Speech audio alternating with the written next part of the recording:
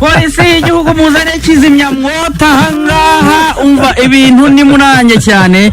Twahereye saa 12 za mu gitondo tubabwira nako twahereye kuwa gatatu tubabwira kuri social media za Kiss FM yuko kuwa gatanu kuva saa 3 kugera saa 4 tuzaba turi kumwe n'umushyushya rugamba, tuzaba turi kumwe na MC, tuzaba turi kumwe n'umunyamakuru, tuzaba turi kumwe n'umubyeyi, tuzaba turi kumwe umva noneho n'umunyamideli kugeza ubu ngo kabise ko wibagiwe ko ari n'umu actress mwiza cyane buriya no DJ utavyibaye no DJ ariko se tugihera aho ngaho Anita ubihuza ute ibyo bintu byose ubundi bajya bavuga ngo imirimo ibiri yananiye intu ariko nturiyo ariko nanabayo bitwaye iki kazise nta kintu bitwaye none se ubihuza ute iyo mirimo yose ubundi ariko murabizi ko ntidukora ariko undi mwaramutse neza ariko urasa neza I like the hair byanangoye wabyutse ryari kugira ngo ibintu bibe bitari saa 10 nahamagaraga buri muntu wese ukora makeup wankorera kameka saa 12 urababyo yego ntago rero byari biri cyangwa suze turarana hanga urarubikoze urasa neza arubona arinjiye kurara iwe ahubwo umugabo n'umugore no muhaha umugabo muri bese wapfa mbabari seneshobore anyways ikaze cyane Anita Pendo, we are so happy to have you. Thank you. Bari bakwiteza abantu benshi already, hari abantu bamaze kutwangirikira bavuga bati kabisa Anita Pendo, we miss her vibes and she's here. So you are here kamaze ngurimo agakoti tubivugana neza kabisa cyane rwose. Okay. So Anita, mukanya hari ikintu Rusine yarakubajije ukuntu uca muri izo characters zose in your life. How do you make it? Umusa ufite 28? Yego cyane 72. Oya si 28 se ariko kubw'amahirwe kano kazi dukora na ama shifts.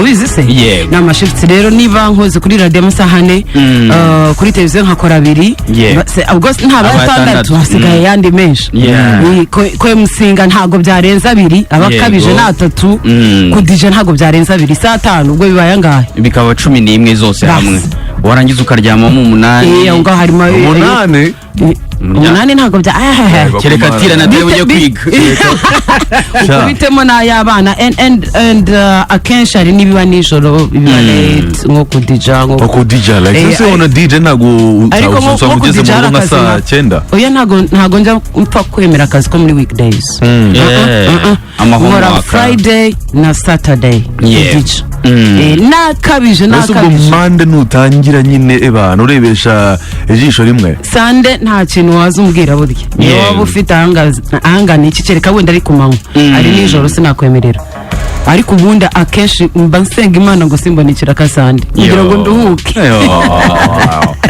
But listen, so none niki kituma uba that motivated? So ubukenese kugira ngo tuzabusubiramo nibyo ni nkayo yose ariko hari ibindi byiyongera aparte yo kugira ngo umuntu asubire gahini kujya guhinga iwacu ndi imfura yego ubwo rero iyo uri imfura ebana ibintu byose biba biri ku mutwe wawe so ndi imfura. Ikindi cya kabiri nuko I wanted to step in mu gihe papa yaramaze gupfa yapfuye turi bato ariko ndabireba ndavuga ni we wari mukuru w'umuryango ndavuga so ngomba like kabisa guhahagarara mu cyimbo cye kandi koko sofa narabigerageje ndimo ndabikora uri kubikora. It is bya bindi bantu bakunda kuvuga ngo you are a woman ngo hari ibintu utakora ngo sinzi. Do you even hari ahantu ujya ugeraho ukishidikanyaho mu buzima bwawe at this moment? Akaraka n'inzu twaziparamira ibyo se n'ibiki twakurira tukaja kuba abayedi twakura twaba abafundi uza akazi kagorana cyane naje gusanga bari abajama bavidura nakara twagakora ese koko duhereye ku byo Andi yaranabajije kubera ko usanga kenshi umudamu umumama bitewe bavuga yuko nyine imirimo yose nk'undi yayibasha nose nk'umugabo ariko rimwe na rimwe ugasanga kubera ahuye n'ikibazo cyo gukorana n'abagabo ariko ntibumve yuko ibyo bintu ari mu bibasha bibaho kandi noneho ukanasanga twebwe abagabo nshobora kubyuka mu gitondo nkahita nambara nkahita nza mu kazi wowe ugasanga urabanza ukabyuka ukabanza ukoza abana cyangwa ukareba uko bameze ubona kuza mu kazi ugasanga amaze ukwezi kose ngewe wamuke wowe wenda uzashyiramo na ya minsi 3 yo kuba wana ya indi ya buri kwezi nyine nk'utameze neza ukuntu iratuvuyanga aje ngiye mba numva ntanabyuka iyo ndi muri periods so ashaka no kubyuka. Oh my goodness. Ariko iciza nuko asiko system yarubakitse abagabo b'abanyarwanda so far they understand us. They understand ko apart ko dushoboye dufite ubwo bushobozi ariko nizo challenges zirahari. So nk'aba bossi abenshi njya mbona abadamu benshi bafite ku kazi cereka wenda haraho wenda biri gace na gace ariko usanga bakumva ukaba mugiti narwaje umwana akakumva akavuga ati oh my bad sorry kabisa fata kugaruhuko ati nta kindi kintu genda nta cyasimbura icyo nta nuwasimbura nyina w'umuntu. So usanga rero akenshi barabumva aba boss iyo utari umuntu ari abanebwe babyitwaza iyo utari umunebwe barakumva babizi ko nyine iyo uri full energy uza ukaba uyu umuntu ntabwo ari umutegaje n'ubusanzwe. So it means ko niba ari ikibazo avuze agize ni ikibazo koko. Listen, wumva ko Anita Pendo ari yamaze kugera muri studio, ubutumwa bwawe turi kubwakira ari bwinshi kabisa. Mu kanya turagaruka tugumana nawe. Ongera uvuge bumve ko hari abantu bari kujya wenda hari cyane rwose arahari cyane turaje tuganira FM ayo makuru uri guhisha n'ubundi yaramenyekanye. Rusine n'abatumva barabona koko mana yanjye se nabashaka kuturagira ubona turi nka twebwe ntabwo tubizi ninga zacanye ku maso. Hanyuma rero twe turi mu mukanya ukuntu abantu bari kukwakira cyane ku butumwa ba Delphine bati hello welcome Anita cyo gitwenge kirankoma byatari kabisa. Hanyuma Boaz ati Pendo in the house ati umva Pendo ati namukunda namufana umva nkunda energies rwose n'ukuntu ari positive mu kazi kose. Ati mumumbaretse ati nicyo umufana cyangwa umukunzi we yaba yarakoze cyiza cyangwa se ikibi kikamutangaza bidasanzwe. Reka duhere ku cyiza kwanza. Icyiza umufana kabisa ikintu yashobora kuba yaragukorera ukavuga ati man umufana mwumve sasa rero nari ntekereje ibindi cyakora Imana imbabarira ko nari ngeze ku mukunzi muri iki gitondo cy'uruturuturu uwo mwambutse. Okay umufana bahora bankorera surprise kuri anniversaire. Ese anniversaire yawe baryari? Kuri Saint Valentin. Rahira 14 Feb. Niyo mpamvu nitwa Pendo. Yego Nenziko buri none se Pendo ryavuye kuri mupenzi ujya uza kurigira Pendo. Pendo n'urukundo nyine. Pendo n'urukundo. Ariko urabiziko nanjye nitwa Rukundo. Hage nawe witwa Rukundo. Apo ariko ubuye muzagira urukundo udafite ubumuntu. Birwo bwo kugenda. Kandi ibyo byose bigahurira kuri Kiss. Bijara Kiss aho.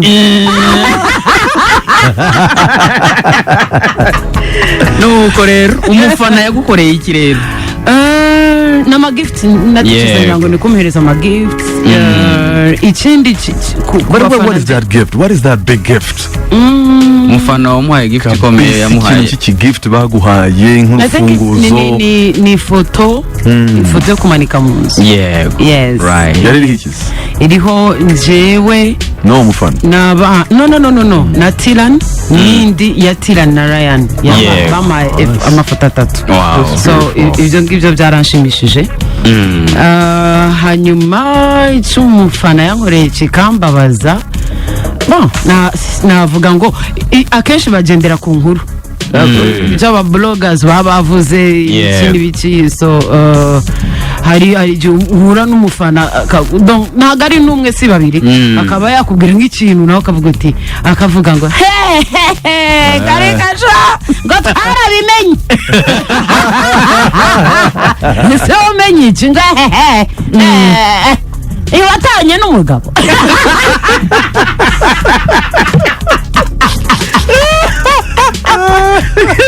Nani warushobotse Anita niyo byavuyeho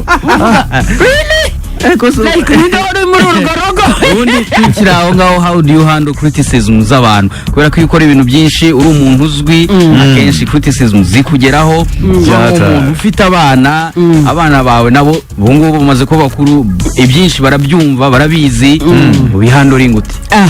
ubuse rega iyo umuntu akubabaje kenshi ugeraho ukabimenyera, urabizi babaye kenshi kugera ukabimenyera. So iyi industry ibihuha, ibinyoma, ibiri byo hariho erega ibintu biba biri nabyo bavuga, ariko atari ngombwa kuba utabibibwiriye, si ngombwa ko bajya kubya expose utabitangaje wowe cyane ushaka ko bibi byawe, so ugasanga wenda banakwinjiriye cyane, barengereye. So icyo gihe rero baratwinjiriye, baratubesheye imyaka myinshi twageze aho ngaho turamenyera, that's it. muramenyera. None se ubwo ngubwo wowe vuvanga ntabwo uzadukubita nka video y'amasaha nk'abiri kuri YouTube wisobanura bati abantu bagomba kunsaba imbabazi? Kereka iyo nza ko wenda ntarabyara nagize Imana ndabyara.